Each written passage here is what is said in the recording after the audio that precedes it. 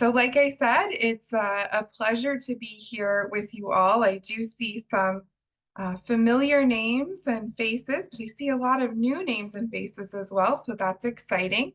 Thank you all so much for joining me for this session as we explore the foundation of Montessori philosophy and pedagogy. Before we jump into the content, I'd like to take just a few moments to share a few details about myself that define me as the host and the creator of this presentation, so that for those of you that are new, you get to know a little bit about me and what brings me here today. So my name is Heather White. I'm a former Montessori classroom teacher, administrator, and in-home caregiver with more than 15 years of experience in the world of Montessori. Currently, I work as an educational coach. I work in multiple roles with the Center for Guided Montessori Studies, including as their alumni, conference, and webinar coordinator, and as an instructional guide supporting adult learners who are working to receive their Montessori certifications. I'm also an adjunct professor at Sarasota University, which is the only accredited institute of higher education dedicated solely to Montessori studies. I'm also a blog writer and content creator for several organizations, including the American Montessori Society. I am credentialed through the American Montessori Society at the 3 to 6 and 6 to 9 age levels, and I also have experience working with the 0 to 3 and 9 to 12 populations as well. I hold a national certification in school psychology, and I've obtained a master's degree in education with a concentration in Montessori studies, in addition to an education specialist degree in school psychology. I've also received a certification in anti-bias, anti-racism from the American Montessori Society, and nationally as a Montessori coach from the National Center for Montessori in the Public Sector. All right, so enough about me. As I typically do, I wanted to start with a profound quote from Maria Montessori. And before we read this together, I wanted to share that we will have lots of time at the end. I try to save plenty of time for questions because I know you all always have such wonderful things to ask to enrich our conversations. So if you have questions, feel free to add them to the chat as we go along. But we will have plenty of time at the end as well. Okay, so some profound wisdom from Dr. Montessori. She once said, to understand the baby's mind, it is absolutely essential to take the path of observation and discovery. So in these early years, from birth to age 3, children are experiencing rapid and remarkable development, unlike any other time in the history of our lives, right? And as Montessori educators, parents, caregivers, anyone that works with children, our role is to observe and to discover their needs, their interests, and the unique ways that they learn. And so in this presentation, we're going to explore how Montessori principles guide us in supporting this really critical stage of life, how we can create an environment where even the youngest children in our communities can thrive through exploration, independence, and a really deep connection to their surroundings. During today's session, we're going to start by discussing child development and how it reveals itself during these first 3 years of life. We'll then explore why Montessori is beneficial from birth. A lot of people think that Montessori is really just for preschool children, and Marie Montessori actually developed more of this way of life. She did talk about education, but she really wanted to develop this philosophy, these philosophical ideas that could be applied to human development. So we'll figure out how and why Montessori is really crucial from birth and really even before that in utero. We'll also discover the role that the adult plays during these first 3 years of life. And then we'll discuss some key components of Montessori philosophy that's applicable to these ages, things like the absorbent mind and sensitive periods. And then we'll take a look at how the prepared environment and sensory-rich Montessori activities and materials support these young children's development in several key areas like language, movement, and toileting.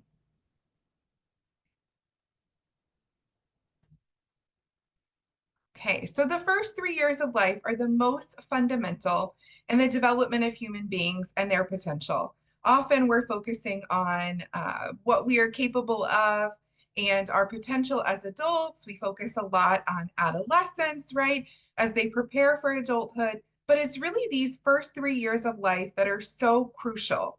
It's a period when the core of an individual's personality, their social skills, and their human values are developed.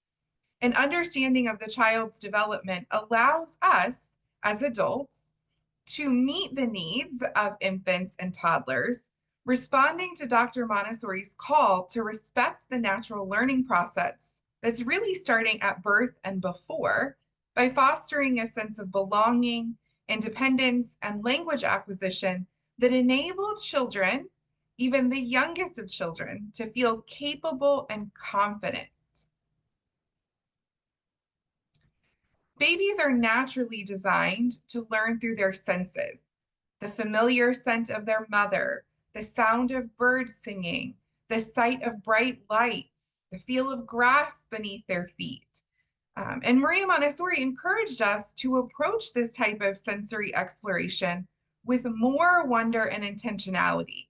So instead of just allowing it to happen organically, really providing additional opportunities for this rich sensorial exploration to occur. While it's true that babies rely very heavily on us as adults for our caregiving, from things like feeding to diaper changes, getting them dressed, they are remarkably capable, much more capable than we give them credit for. And this is evident in the rapid development that takes place during these first 3 years of life. They go from lying on their backs, almost immobile, right? They can move their fingers, to walking in such a quick span of time. If you think about the gross motor skills that are developed throughout the rest of our lives, they go from just being able to cry and whimper to being able to speak almost in a full sentence by the time they're through these first several years of life. And all of these things happen very organically on their own timeline. It's not something we're teaching them, it just happens very naturally. And the why for these processes lies in the understanding that as the adult, we play a really key role in nurturing that development that takes place by supporting their abilities, not just their needs, but also their interests, what they are drawn to do, right? And both the adult and the child benefit from this really unique approach. By taking the time to learn ourselves how children learn, it allows us to shift from reacting in those moments that feel really overwhelming, which if you are a parent, a caregiver, an educator, especially for young children, I'm sure we've all experienced that, right? So it allows us to remove ourselves from that reactive response and empowers us to build these proactive, meaningful connections. And we then are able to find peace, love, purpose, and respect along that journey with the child. So what is our role then? Because a lot of what we just talked about is pretty higher level, right? It's what we're aiming for, but what does that look like practically? What is our role in a really practical standpoint? So in the 1930s, as Dr. Maria Montessori's method started gaining widespread popularity, she spoke directly to parents about their role and their child's growth. She said, "It is tremendously important that we should understand the spontaneous way in which the child develops himself. We are so anxious to help. To us, it seems the burden of growth and development is so great that we must do all we can to make the pathway easy. And so our love may easily overreach itself. And by providing too many urges, too many cautions and corrections, turn the child from the natural path of his development and cause his energy to be diverted." Her message here remains just as relevant today as it was then in the 1930s. Supporting a child with respect for their independence creates this really delicate balance. And so our goal as the adult is to guide, not to direct. And I think I've mentioned in previous situations that with the busy lives that we lead, it's often easier for us to just do things for the child, right? We're getting ready to head out the door, and the young child needs to get dressed. And it's much easier if we just dress them. But what we're doing is we're taking away those moments where the child is able to gain their independence. They're gaining self-confidence and understanding and recognizing all that they're capable of. So it really is our role, it's our work to slow down and to step back and to allow the child these opportunities to do things on their own so that they develop their independence and really become capable, confident members of their family and classroom communities. The absorbent mind is one of the things that allows very young children to do this work very organically and to start to develop that independence. So, what is the absorbent mind? Infants and young children possess this absorbent mind, which is a sponge-like capacity to absorb things from the environment, to soak up things that are necessary to create themselves from their specific culture. It's the quality of the young child's mind up until about the age 6, when there's this transition that happens to what we have as adults, which is called the reasoning or the mathematical mind. And I apologize, I just realized that my text did not save on this slide. So I will make sure that that's updated, and then I'll send a new PDF so that you all have it in your student portfolios. So conscious learning doesn't really happen until the age of 3. But before that, there is learning that's happening. It just happens very unconsciously. Often we don't develop memory until we're about the age of 4 to 6. It differs a little bit for each person. So although we don't remember that we've learned things during these first several years of life, it is really foundational. It's how we learn to talk. It's how we learn about cultural norms within our society, right? It's how we figure out who we are as people, how our family is, how our culture operates, and all of these things just happen very organically. It's not something that needs to be taught. It's just something that takes place very naturally. And what the child takes in during this time of the absorbent mind is effortless. They're not doing anything consciously, but it lays the foundation for their personality. Another really key component that sets the stage for allowing the child in this first 3 years of life to grow and develop is what are known as sensitive periods. And I did have a class on this topic. Hopefully, some of you were in attendance, but if you weren't, sensitive periods are time in a child's development where they have a heightened ability to develop a skill or to acquire knowledge really quickly and with ease. So you can think about this as a young child who's learning to talk, right? It just happens, like I said, very naturally. We don't need to explicitly teach it. They just hear us talking as adults or others in there around them, right? Other siblings, perhaps.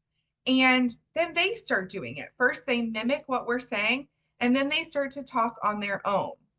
Now, put that in comparison to an adolescent or an adult, right? Think about yourself. And if you were trying to learn a language, in this case, it would be a second, third, perhaps fourth language, a language other than your native language. You're learning an additional language as an adult or an adolescent.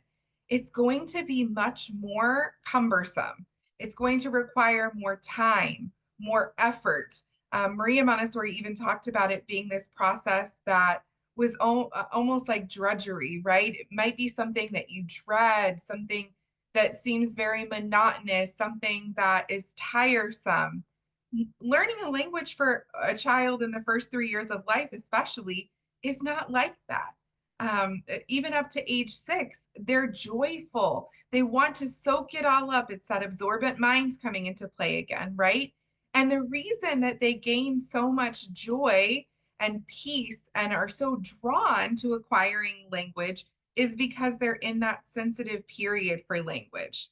Some other sensitive periods that children in this plane of development are in are for order. So they like structure, they like routine. They might even pick up little things off the floor. That's why young children, and I want to hone in on that because if you're thinking about your elementary age child, it completely shifts because they're not in this sensitive period. But very young children, if given the model that everything has a place and is in its place, will clean up after themselves. They'll tidy up their toys and put them away. That's that sensitive period for order coming into play. There's also the sensitive period for movement. That's why children in these first years of life do so much developing of their gross and fine motor skills, like we were talking about before, from moving their fingers and their arms and their legs to crawling, to walking, to climbing, to jumping. And then also things like being able to start to pick up silverware, right? Eating utensils, things like scooping, spooning, all of those things are preparing them for holding a pencil for or pen for writing. And then also the sensitive period for social interaction, really engaging with others starts to come into play, more so in the elementary years, but the foundation is laid for young children. And the drive to learn these types of skills for language, for order, for movement is intrinsic. It's not something that we're urging the children to do. It's something that comes innately from inside of them. That's why we talk about honoring and respecting the child's innate capability, because these are things that they're going to learn how to do on their own, if only as the adult, this is our role as the adults again, right? If only as the adult we step back and give them the time and space to do so. Sensitive periods can really be thought of as explosions in a child's development because it's these sensitive periods that are going to lay the foundation for characteristics that children will carry with them for the rest of their lives. Again, think about language, right? That's something that we're going to use for our entire lives. Movement is something that we'll carry with us and use for the rest of our lives. And so it really is about nurturing and honoring these skills that are being developed that lay the foundation for our entire development as human beings. One of the ways that we can help this development take place is by creating what Maria Montessori called a prepared environment. A prepared environment is a space that is intentionally arranged to help the child feel purposeful, capable, and connected. Young children are constantly receiving feedback from their surroundings. Just like a calm, organized workspace or office might help us as adults to focus, a child's environment has an even greater impact because of that absorbent mind we talked about. Remember, they're soaking everything up from around them and their surroundings. So we really want to make sure that this space is prepared in a way that's free of excess and that invites their discovery. And that's why that's such a foundational piece to practicing Montessori. The child's first prepared environment is really a framework that helps them orient, to learn how to explore, to follow those natural drives, right? Allowing them to follow those instincts. But it doesn't need to be materialistic. It really can just be a space that allows that growth and development to happen very organically. A prepared Montessori space supports a few different things. Freedom within limits. That means that the room is safe and accessible. This allows the child to become more independent. We don't always need to be there as adults to do things for them or to protect them from things that might be dangerous, because it's set up in a way that they're able to explore on their own without fear that there are things that might be harmful. It also supports, the prepared environment also supports structure and order. Again, linking to that sensitive period, right? We know that this is really important to a young child. So we create this space that's uncluttered, that's logical, that's age appropriate. We make sure that everything has a place and is in its place because this is what helps the child to orient themselves and to focus. And then that prepared environment also supports reality, nature, and beauty. So the room is full of interesting things, real world elements, not just pretend play. So there might be pictures of family members hung at the child's eye level that they can see, windows that they can look outside to see trees or birds or rocks. You might even bring some of those things inside and place them on a shelf. You can see here on this particular shelf, there's a plant. So bringing these elements of nature into the child's space as well, because that adds interest and visual appeal and those rich sensorial experiences. The concept of that prepared environment is often really misunderstood because a lot of people think that it requires purchasing special items, things like a pickler triangle, Montessori toys, right? But all of those things are really a misconception. It's taking that idea of the prepared environment out of context. Although there are some commonly used materials and activities that support the child, none of them are a necessity to implementing the philosophy because Montessori, especially at this age, is more about a way of life. It's respecting and honoring the child's development, right? And creating a space that does that as well. But with that being said, there are a few common items that are found in a Montessori nursery. So if you set up a space in the home for a child in these first 3 years of life, a lot of things that you'll typically see is a floor bed.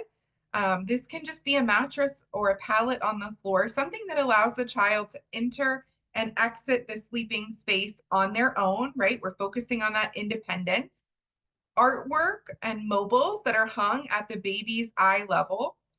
So these pictures are actually hung a little bit higher than we would really recommend. We'd really recommend right above where this shelf is, because that's what's going to allow the baby to, or the young child to actually see them. A lot of times we decorate rooms at our eye level because it's what we're able to see, but we want to make sure that the child is able to do the same so that the space is engaging and inviting. You often also see a rug or a play mat for floor time so that the child can lay down to or crawl, play with their materials. So that's what you see over in the right corner here. A low mirror, such as the one that's here on the wall, that allows the child to look at themselves. This helps with developing purposeful movements that help with learning to pull themselves up to a standing position, to walk, to crawl, and also eventually with self-care activities. It helps them learn how to get dressed, to brush their hair, to brush their teeth. And it can also be really powerful for social emotional learning as they start to see their own facial expressions. And then also a low shelf or baskets where you keep a few books or things for the child to explore. Some of the sensory rich activities that are typically found in a Montessori prepared environment include Montessori mobiles, which are pictured here on the left-hand side. You have the octahedron mobile, the Munari mobile, the Gobi mobile, and the Dancers mobile. And then also first puzzles and object permanence boxes, which is shown here in the second picture.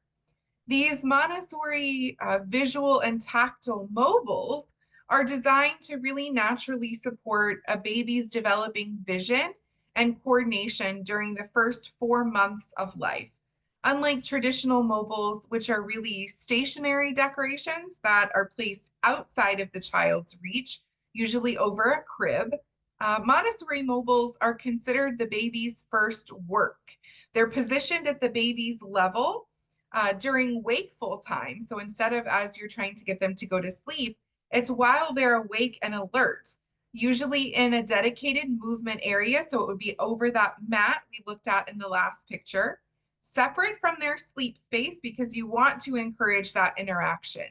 And you can see here that we go from black and white high contrast colors because that's where the baby's vision is in the very first few weeks of life. And then we would go to these really special shapes and they glimmer. This is helping a child start to differentiate and discriminate light and dark colors. So they're all really, really carefully designed to support the child's vision development. There's a lot of scientific background. It talks to, speaks to Dr. Montessori's background as a scientist and how these mobiles were really carefully developed. The same idea goes into play with this object permanence box. It is designed to help the child develop that concept that objects still exist when they're out of sight. As I'm sure most of you know, the reason that young children are so drawn to the game of hide and seek is because they really think that you or the object behind that's concealed, right? Whether it's behind your hands or a blanket, they think it disappears. They don't yet have this understanding of object permanence, that objects still exist when they're out of sight. So this material that's named for that same concept, the object permanence box, helps the child understand in a really concrete way as they manipulate this material, this idea of object permanence. They take the ball and they put it into the hole and it disappears momentarily, but then it comes right back out to the front of the box. And they realize, oh, I put it in the box and it comes back out. It still existed. It was just inside the box and then it rolls back to me. So these are really neat activities. Again, not necessary, but really great ways that you can support that natural development that's taking place. Language development in these first 3 years of life, and really in the first 6 years of life, are really a remarkable and natural process, but it unfolds in many stages. So in Montessori education, we recognize that during these first several years of life, children pass through that sensitive period for language that we talked about, where they are especially attuned to different sounds, to different speech patterns, and to the structure of language. In that first subplane, Maria Montessori talked about the planes of development, which were periods of 6 years of life that had different defining characteristics, and they were each divided into subplanes. So the first plane of development is from 0 to 6, and the first subplane would be what we're focusing on today, from 0 to 3. And in this time, children are absorbing language effortlessly. First, they listen to us, and then they start to imitate.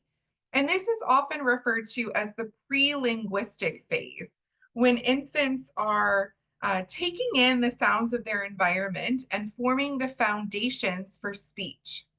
Around the age of 2, expressive language starts to emerge as toddlers start to experiment with words and phrases and slowly build their language capabilities towards greater complexity.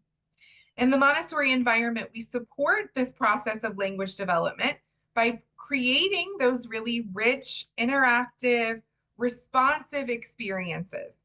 Again, not necessarily materials, though. It's not things you need to buy. Instead, you can focus on things like conversations, storytelling, maybe even reading aloud, reading a book aloud. These are essential tools. And as children benefit from this exposure to this wide vocabulary and varied sentence structure, they start to internalize it and then also express it back to us. That's where their spoken language arises from. And we build this strong language foundation by these rich experiences, by talking to the child. Even if you remember, I talked about even before birth, even in utero, right? Telling them what you're doing or what's going to happen next. Saying hello to them, when they're still in utero. This not only allows children to really, from a very early time in their lives, right, to absorb language, but it also lays this foundation that allows them to start to mimic language a bit earlier. And it's also a way to demonstrate respect. If we're going back to what Maria Montessori said of really honoring the child's capability, it's a way that we're showing them that we understand they're capable of hearing language and processing it, even if they're not able to speak back to us yet. For instance, for a really young child, you might say something like, I'm going to pick you up now, or I'm putting your diaper on. What might seem a little trivial or silly to us is really a great way to show that respect to a young child and to involve them in these simple everyday tasks. And as the child gets a little older, you can expand these phrases and might introduce new vocabulary to them. You might say things like, I'm going to get the milk out of the refrigerator now. And it's in this way that they start to pick up on these more expansive vocabulary and start to use them themselves as well.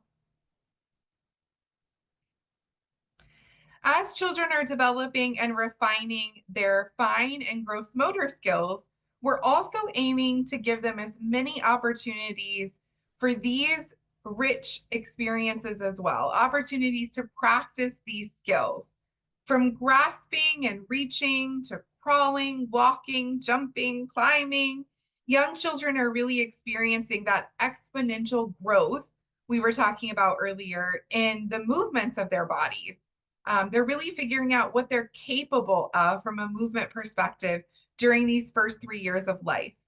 Again, as one of their sensitive periods, they're really enamored by learning these new movements that their bodies are capable of and then mastering them. For example, think about the child who's so excited to learn how to stand, right? To pull themselves up to a standing position that they find, this is called a pull-up bar, but in your homes, it might be a chair, a low, sturdy piece of furniture like an ottoman or a coffee table. And they just practice it over and over and over again, tirelessly. They don't get frustrated. They're so focused that they want to skip their nap. They're really distraught if you try to pull them away.